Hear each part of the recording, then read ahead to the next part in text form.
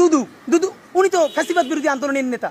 তিনি বললেন বিএনপির যত কর্মী আছে প্রস্রাব কইরা দিলে নাকি সব ভাইসে যাবে এই অন্য অন্য।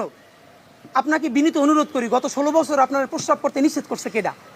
মানে গত 16 বছর আপনি প্রস্রাব করেন নাই কেন? আল্লাহর রাস্তায় বলেন।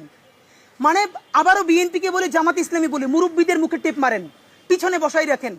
এই আন্দোলনে যত শহীদ হয়েছে, যত যোদ্ধা, তাদের গ্রুপ, এইজ গ্রুপ 21 থেকে 35, বিএনপি জামাত ইসলামী সকলে আপনারা তরুণদেরকে সামনে আনেন। এই মুরব্বীদের কি কথা বলে দেখেন, বলে প্রস্রাব করলে ভেসে যাবে। এটা তো আওয়ামী লীগ তো বললে আমরা জিব্বে ছেড়ে ফেলতাম। এখন তো আওয়ামী লীগের চেয়ে উনি কি কথা বললো?